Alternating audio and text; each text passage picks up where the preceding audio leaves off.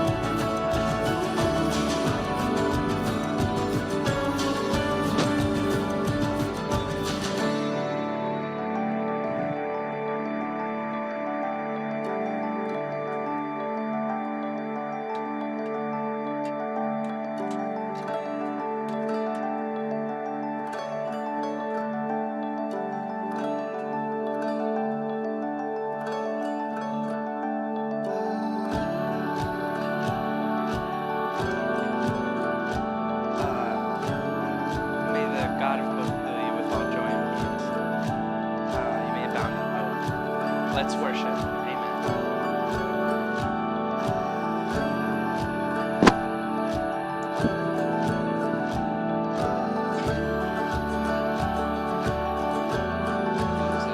This is without words. Yeah.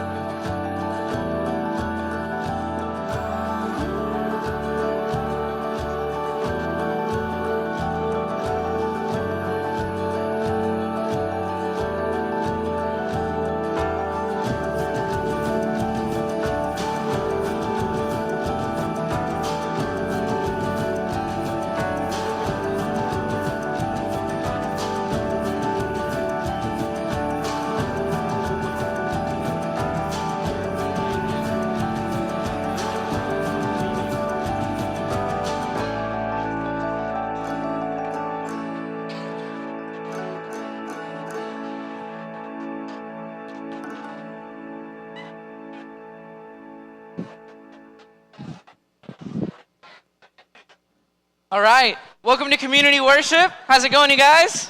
Woo! Awesome. Hey, my name is Carlos, and I'm a student here at Tacoma Falls College. I work for Chris Stratton, Director of Spiritual Formation, and he's actually sick today. So I'm filling in for him. Thank you so much, guys, for coming to community worship, where we practice community worship. Just even as students are coming in, let's go ahead and stand. And I want to invite you guys to pray with me. Specifically, I want to pray for Chris together as a student body. We want to pray for healing. We want to believe that the Lord is going to touch his body. And we also want to prepare our hearts for worship today. So let's just spend a couple minutes just in silent prayer. Let's pray for Chris. Pray for just the sickness to go away, even if there's any on our campus that are also feeling sick. So let's pray together, even just right now.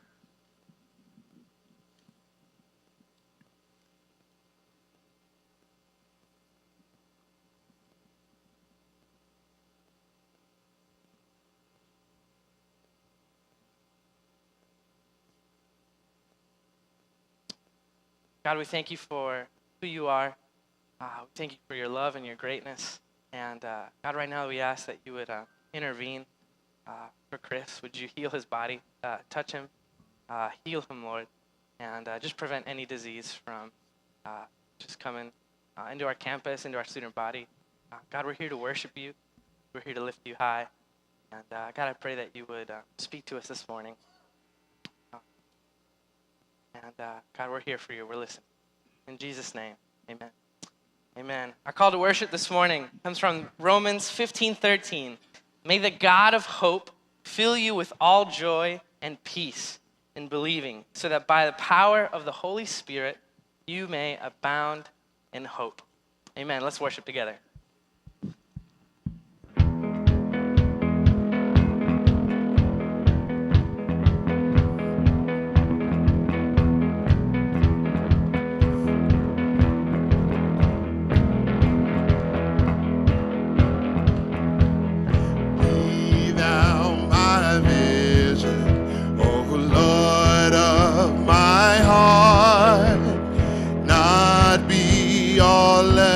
To me.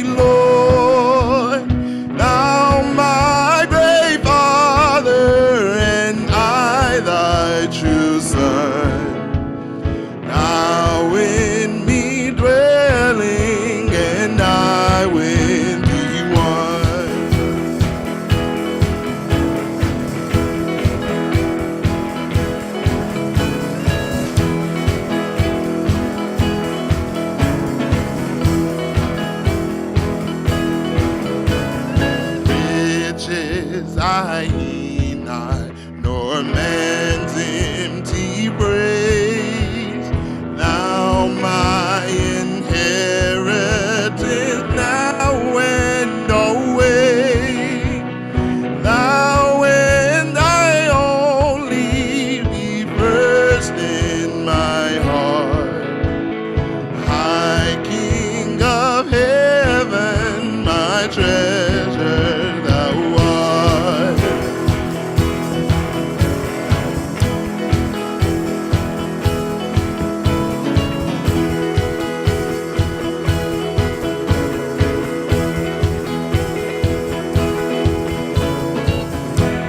King of heaven, when victory is won, may I reach heaven's joy, oh bright heaven's sun. Heart of my own heart, whatever befalls, still be my wisdom, oh ruler of all.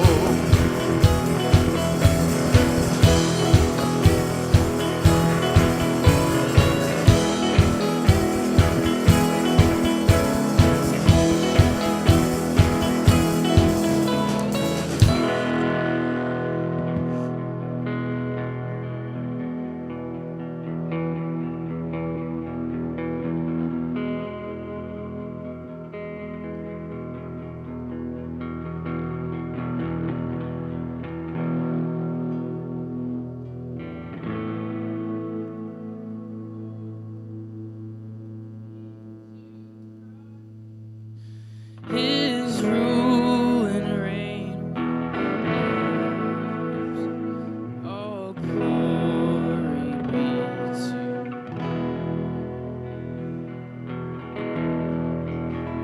Should nothing of our efforts stand, no legacy survive, unless the Lord does raise the house in vain, its builders strive. To you who boast tomorrow's gain, tell me, what is your life?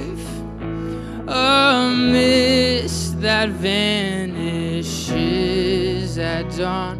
All glory be to Christ. All glory be to Christ our King. All glory be to Christ. His rule and reign will ever sing. All glory be to Christ. His will be done, His kingdom come on earth as is above, who is Himself our daily bread. Let Him, the Lord of love, let living water satisfy the thirsty without price. We'll take the cup of kindness, yet all glory be to Christ. All glory be to Christ our King. All glory be to Christ. His rule and reign will ever sing. All glory be to Christ. When on the day the great I am, the faithful and the true, the Lamb who was for sinners slain, is making all things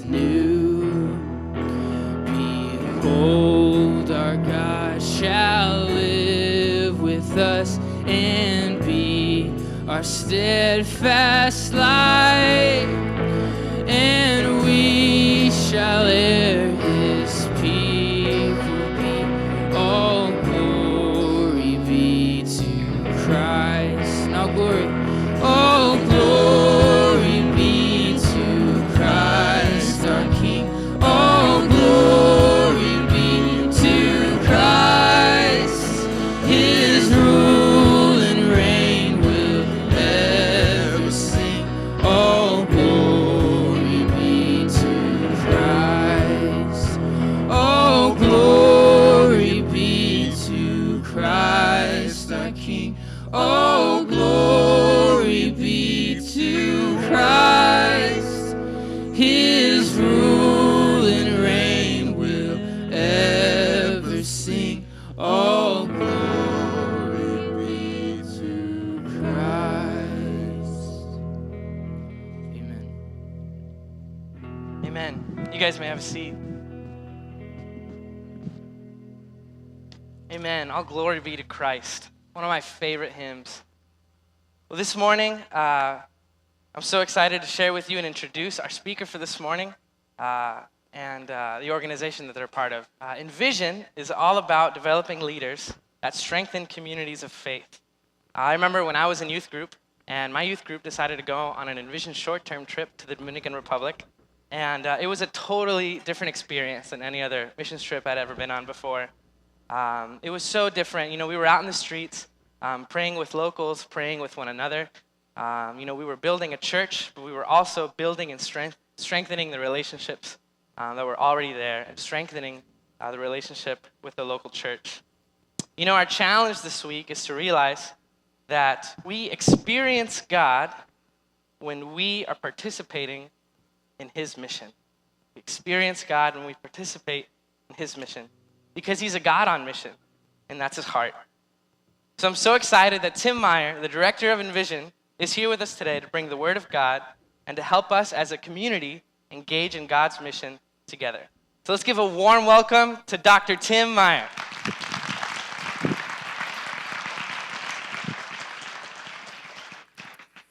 Morning, everybody. It's really a blessing to be with you. That was great. Sometimes when I come to Christian college, nobody sings or cares. So it's encouraging that many of you sing and care, and that the worship team is good. So that was a blessing to me this morning. It's been a couple of years since I've been able to be at Toccoa Falls, so I only know a couple of you, but I'm really honored to be with you this morning. Carlos, thanks for the nice introduction. Envision really does care just about what God is doing to develop leaders for His church. And Carlos is exactly right. I realized this morning when we wake up that the first thought most of us had this morning was not like, oh, I can't wait for chapel today, or community worship, whatever you call it. Most of us are like, oh yeah, I got chapel, and it fits somewhere in the schedule. And I realized that. I went to a Christian college. I know you swipe in. So some of you are like happy to be here, and some of you are swiping in, and I get that. And so maybe a lot of people acknowledge those things, but here's the truth. Because God is real, and I really believe that God is real, and His mission is real, I'm hoping just in the next few minutes that we have together that we could dive in to see if He does have a fresh word for us, even this morning. Even if you weren't expecting it and you didn't wake up this morning thinking about what is God going to call me to do to join Him on mission, and maybe you feel super overwhelmed at the beginning of a semester with everything else you got going on in your life that you're like, I don't want to hear one more talk about what I'm supposed to be doing for God. And I get that too. But the good thing is, as we come in this morning, like Carlos just said, we are not supposed to stir something up for God to make Him love us more or to earn His favor. He's already doing all kinds of stuff. He's already on mission. God's not waiting for us to join Him so that He can start His mission. He's already on mission. He's simply saying, today, do you want to be reminded why you're on the planet again?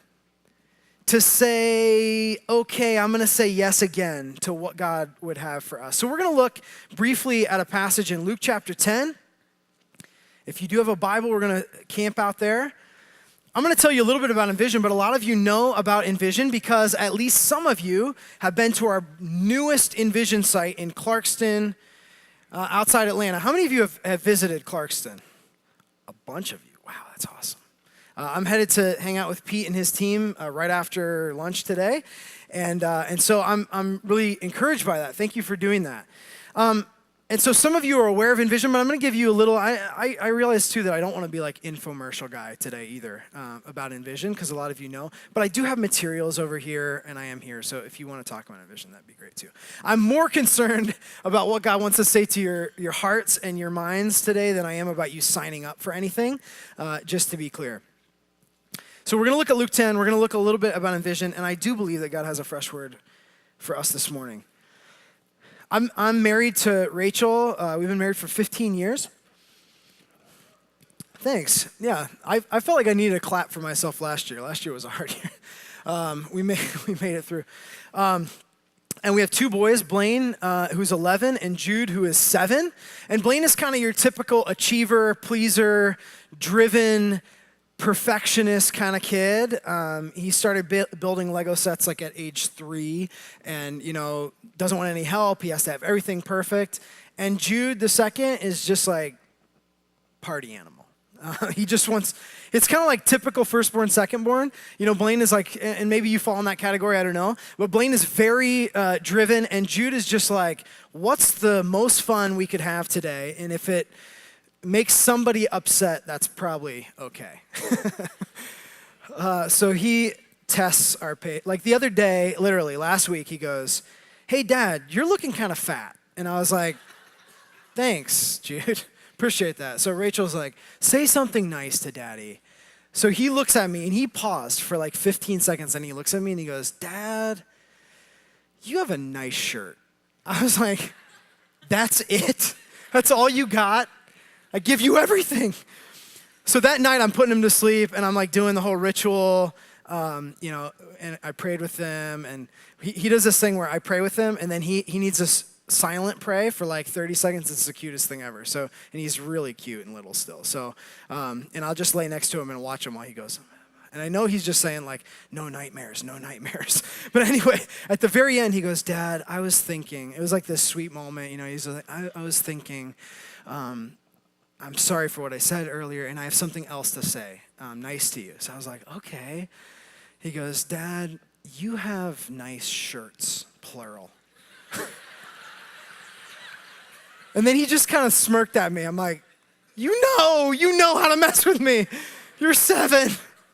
The next morning he wakes up and he goes, "I thought about it all night. You also make eggs." I was like, "Thanks, I make eggs." Basically, I can clothe myself and fix the easiest possible thing. That's all I can do for my children. But they're fun. Rachel and I were missionaries in France, and Jude was born there, and so he loves that part of his journey, and Blaine's lived in a bunch of different places. We've lived in Colorado now for 4 years with Envision, and before that we were on the East Coast and those kind of things, so it is an honor to be here. And I introduce my family to you just because it's good for me to talk about them. The worst part of my job is being away from them, but also it helps you to know that children, should God bless you with them, are like a walking reality check for you. If you ever feel like, man, I got some stuff done today, they're like, nope, you didn't. You got nothing. Luke chapter 10, that has nothing to do with our talk. Luke chapter 10 is Jesus, it's been an important chapter for me in the last year as I've thought about Envision, because it's when Jesus sends people out on for what many of them was their very first mission trip. So a lot of people come to Envision, and for the first time, they step outside their comfort zone and they go serve somewhere or do something or contribute to the world. And so Jesus is doing that. And so early on in Luke chapter 10, I got to advance my slides, don't I? Here we go. This is the key verse in this part, but early on in Luke chapter 10, Jesus rounds up 72 others and sent them on ahead of him 2 by 2 into every town and place where he himself was about to go. Verse 2, he said to them, "The harvest is plentiful, but the laborers are few. Therefore, pray earnestly to the Lord of the harvest to send out laborers into his harvest. Go on your way. Behold, I am sending you out as lambs in the midst of wolves. So Jesus, right before this, has basically drawn a line in the sand to say, if you're not willing to even leave the most important thing to you, your family, or whatever you hold dear and follow me, you got to check your motives at the door. And those who have said yes to him and are still tracking, he sends out ahead of him where he's about to go into these towns. And he gives them interesting instructions, and we don't have time to unpack all those. But right here at the very beginning, he says a super familiar verse to us if we're familiar with missions services at church or anything. And I realize that next week is your global outreach focus. And John Stumbo is going to be here, and you're going to have an amazing week with him and with Amy and the team. So this week, today, maybe is just a primer for that to get you thinking about the world. But maybe next week, John will reference this verse. You've heard this verse before if you've been around church.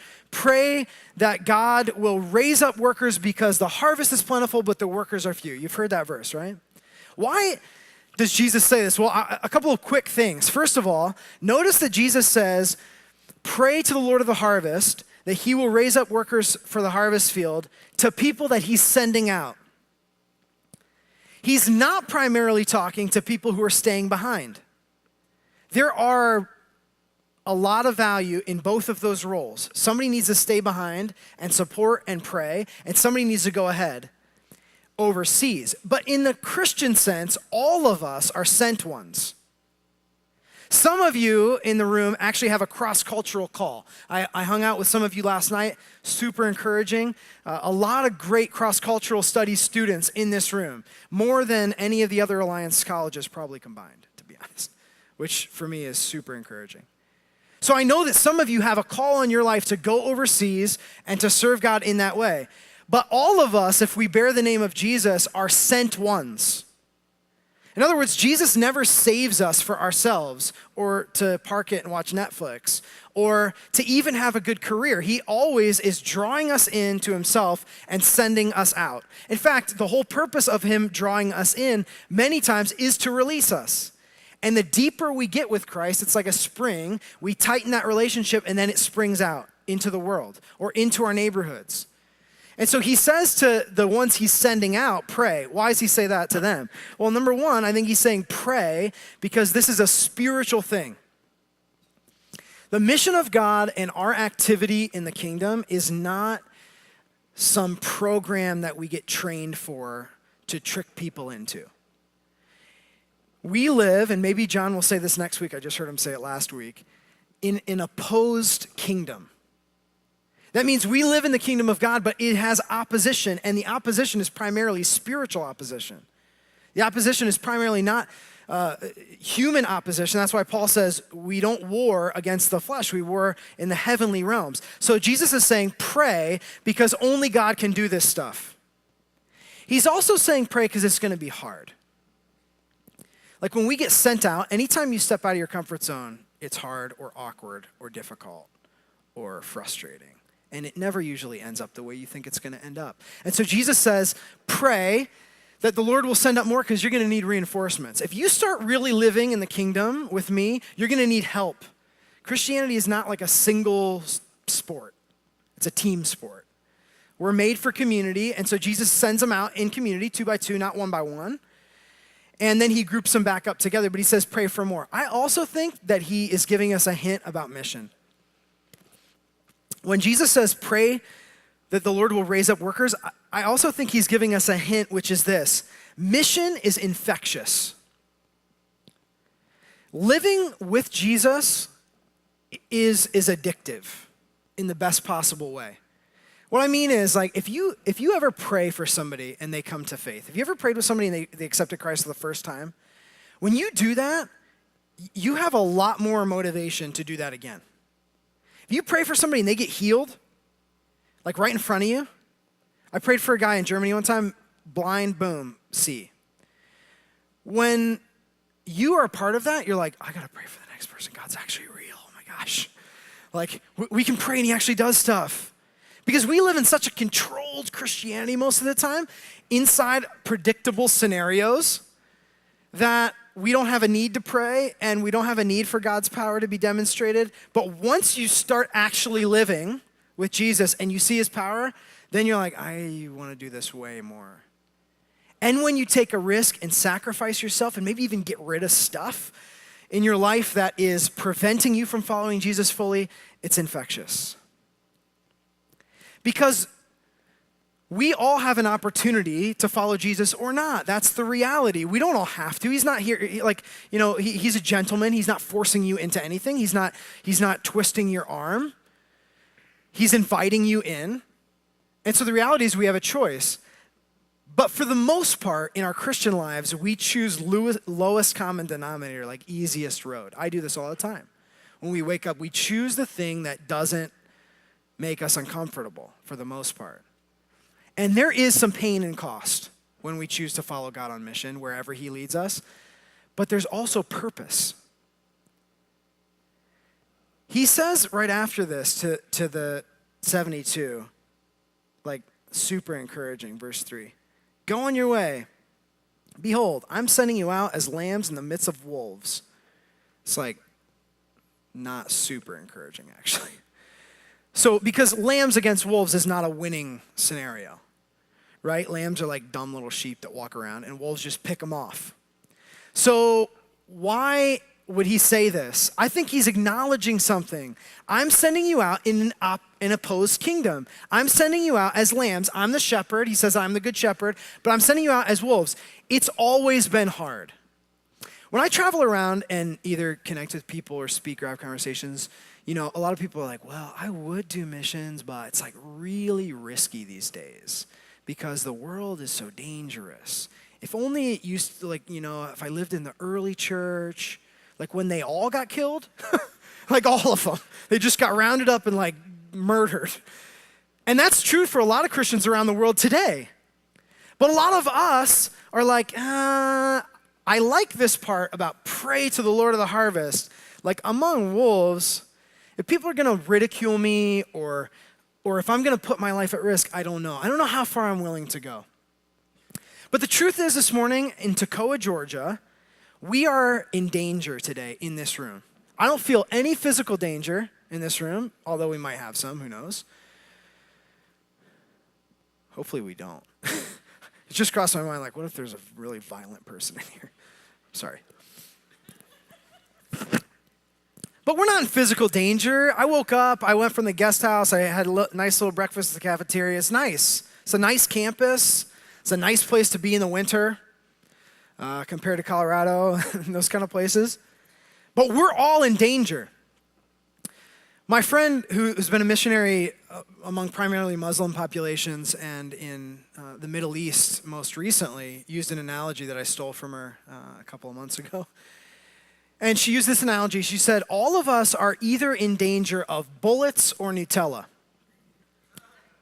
You know what Nutella is, right? It's a delicious hazelnut spread. My kids eat it straight out the jar.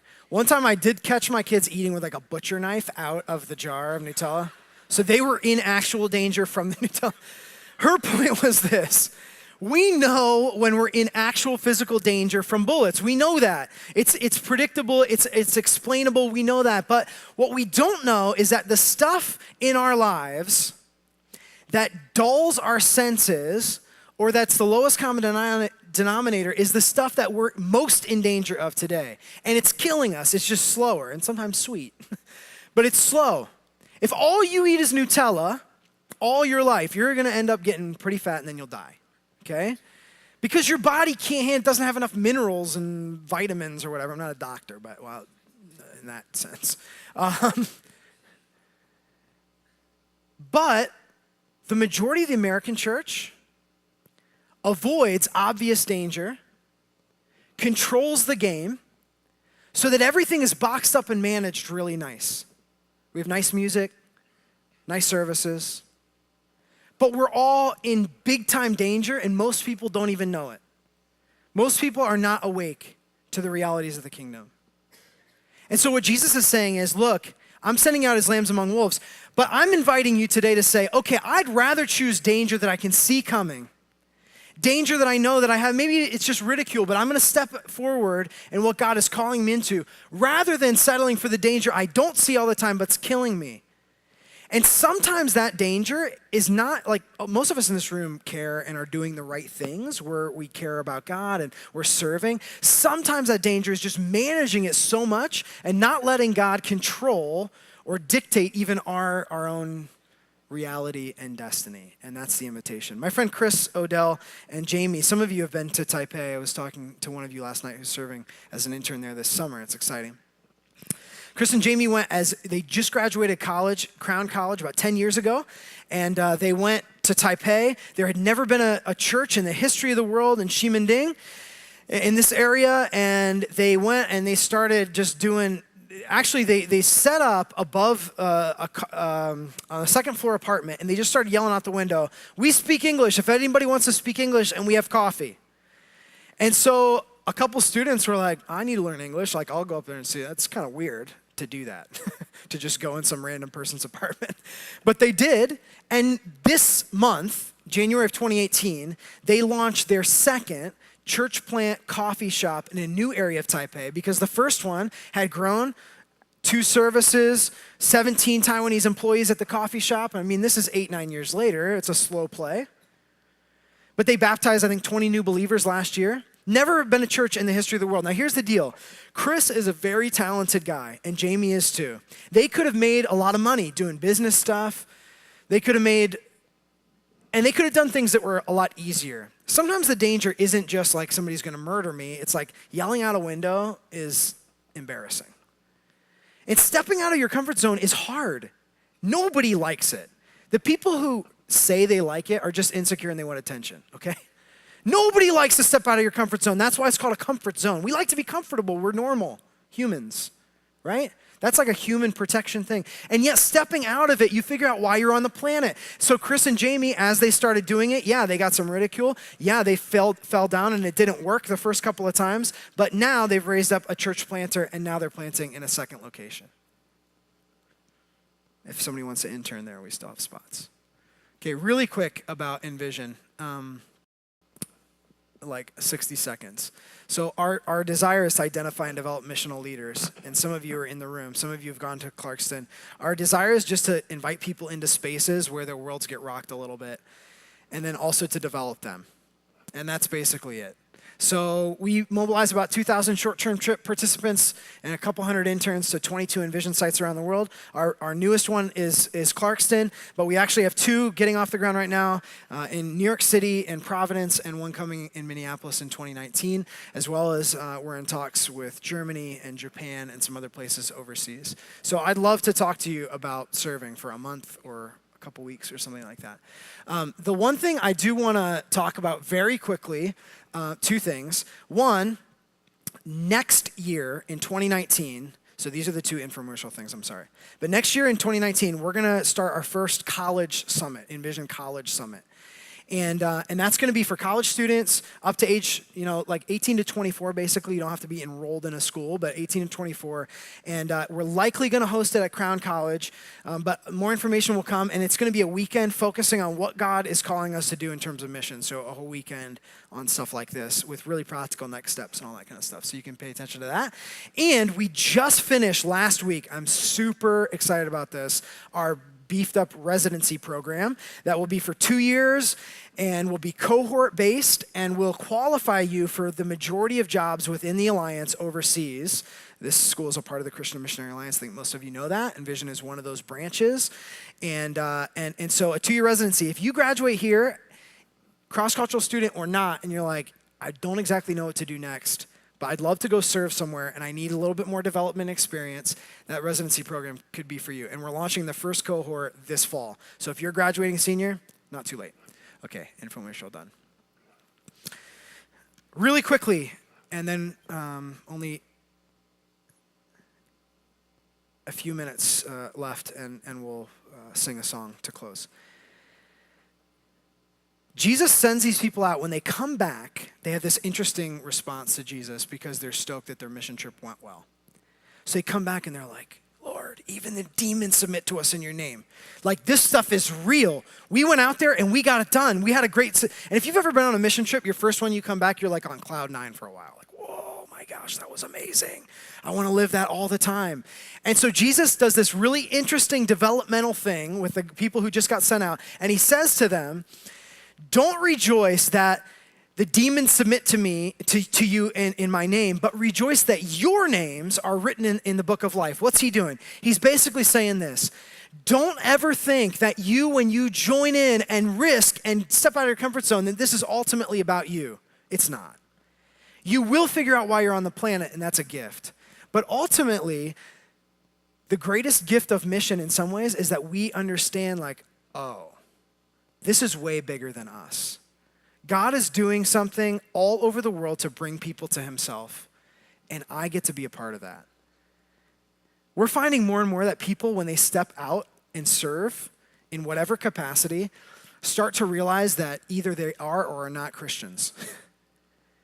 Like we had 2 interns that went to Guinea, West Africa last year, and they had 2 different experiences. One guy, a month in, he said, I don't know. I mean, he was doing evangelism and all this stuff. He's like, I don't know that I'm actually following Jesus. So he prayed to surrender his life and got baptized in a Ghanaian river. A guy who was there to serve as an intern became a Christian as a result of his service. And I think this is what Jesus is saying. Look, sometimes when you go on mission, you realize like, wow, God knows me and loves me like this, and I can be a part of it, and he accepts Christ. Another guy, all-star student body chaplain at Moody Bible Institute, missionary kid, all-star, gonna contribute. He goes and realizes like, man, I'm doing this for all the wrong reasons. And like, I only really want to follow God when I'm winning, when I'm ahead. And he had to have one of those moments where God broke him down. But for Joe and Braden, both of those guys, they both found Jesus in deeper ways as a result of serving him on mission. And that's what Jesus is saying, like, this is actually a gift to the 72 as much as it was to the people that they're serving. He's saying this is all part of the same story that I'm writing. Here's the last thought. The last thought is this. Ultimately, what God is inviting us into is true eyes to see what's really going on here.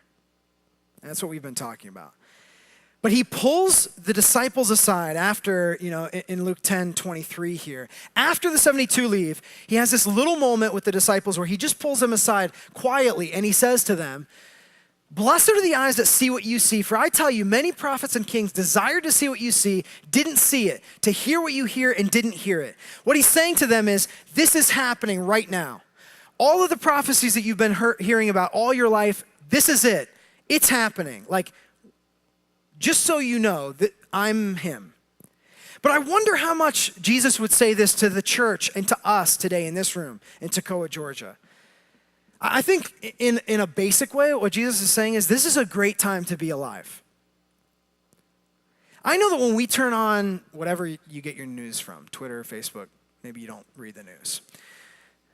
I'd encourage you to read the news if you don't. But wherever you get the news, it's all bad. Everything's bad. You turn on, everybody's like, run away, everybody's yelling, right? So if you turn on the TV, and in college for me was like 4 years of TV-less bliss. So if you're in that right now, great. But when you go to a TV and you turn it on, it's awful. Everybody's just yelling on every side. And so the American church has responded to that by saying like, yeah, they're right. This is a bad time to be alive. It's the end. And it might be the end. But rather than sitting around going like, well, this is the end times, hunker down and wait till he comes. What if Jesus is saying to us, this is actually the exact time that I wanted you on the planet, you, for this reason, for these purposes. I've designed you for certain things. And I think we are surrounded by a generation of people who get a bad rap, but who are willing to actually enter in ways that previous generations haven't been. And so I want to encourage us to have eyes to see what God is really doing, because there's a way bigger story being told than what we read in the news or see on TV. I want to tell you one last story to close. And it's a story I just heard, so I'm going to refer to my notes. It was a story from one of our workers who lives and works in a creative access place, which means they cannot be publicly Christians, or they'll be imprisoned or kicked out of the country or worse.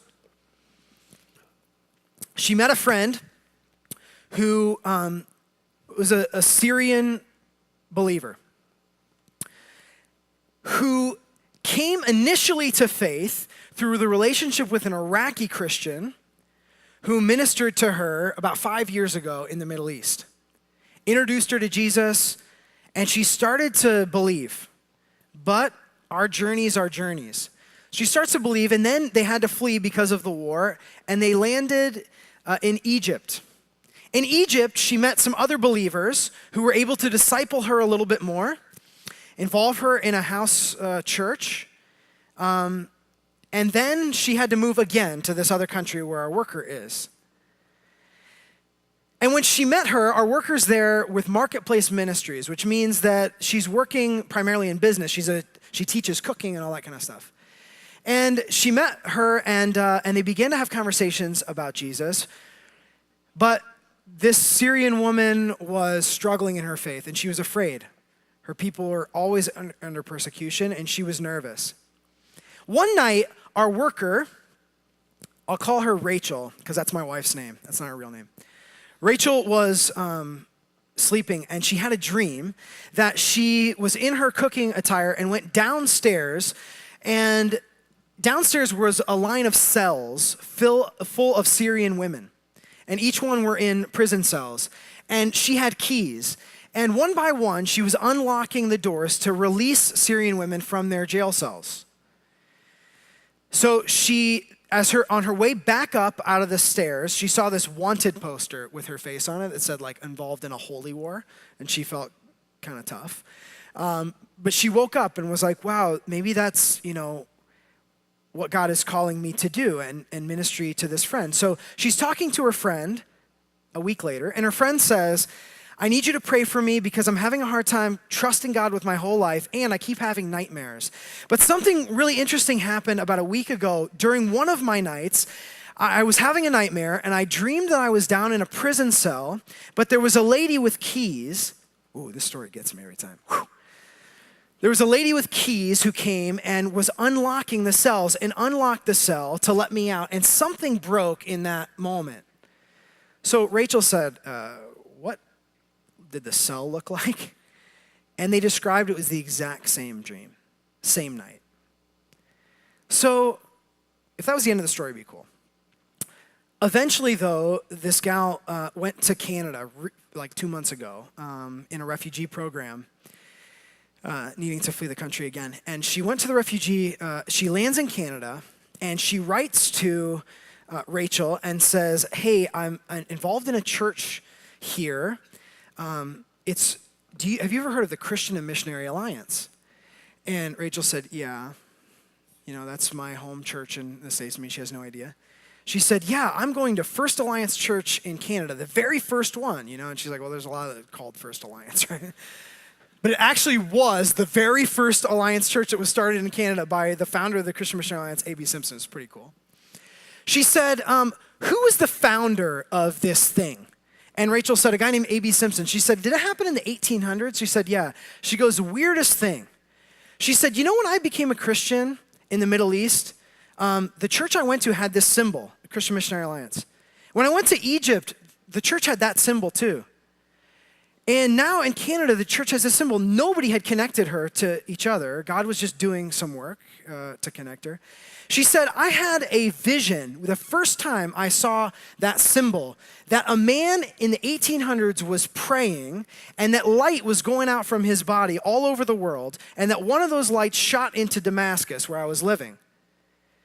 And it turns out that Simpson actually is recorded to have a prayer that he said, he prays that like stars in the sky, people all over the world would have light come into their places. She said, I feel like he was praying for me.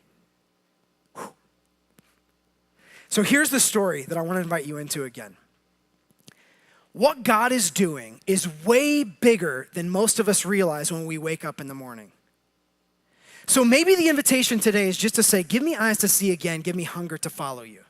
Maybe the invitation is to say, God, you're stirring something in me and I want to go. And I don't know what that means, but I want to go. Worship team, will you come back out? We just have 2 minutes left, but we're going to sing. I'd invite you, if some of you would like to come forward to pray, there's a team of people that could pray with you. I'd be happy to pray with you. Maybe it's just, again, to say, man, I need to be thankful that my name is written in the Lamb's Book of Life. Or maybe some of you, God is calling to be the people with the keys, to go into those places where there's not gospel witness to set captives free. I'm gonna just invite you guys to play instrumentally. We're almost out of time. And I'm just gonna ask us to be silent. And then Carlos is gonna come and close us. But during just that silent time with the music playing, we're not gonna sing. Just invite you to respond, either where you're at or to come forward to say, God, what is it, the next step for me today to follow you into the places that might be uncomfortable, but why I'm on the planet in the first place. God bless you.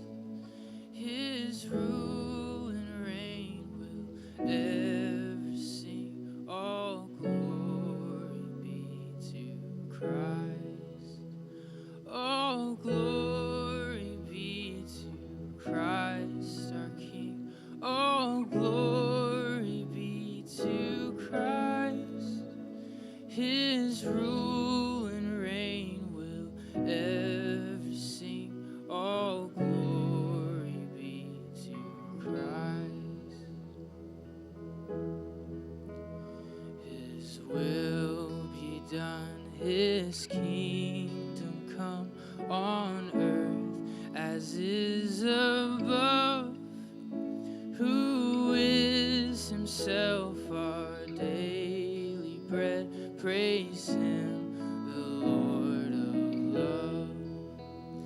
Let living water satisfy the thirsty without price. We'll take a cup of kindness, yet all glory be to Christ. And sing all glory. All glory be to Christ our King. All glory be to Christ. His rule and reign will ever sing. All glory be to Christ. Spirit of God, we respond to you today. God, we are yours. Would you use us for your kingdom? Use us to set the captives free, to unlock the keys of your holy kingdom. God, we thank you for your presence among us today. We give you all the glory. All glory be to Christ our King. Amen. It's beautiful what's happening in this room as you guys are responding here at the front and where you are. Just want to invite you to let that continue. But I want to formally dismiss you if you want to get to class. So would you stand as I release you guys with our benediction? Now may the God of peace, who brought again from the dead our Lord Jesus, the great shepherd of the sheep, by the blood of the eternal covenant, equipped you with everything good that you may do his will, working in us that which is pleasing in his sight. Through Jesus Christ, to whom be glory forever and ever. Amen. God bless you. May the Lord be with you today.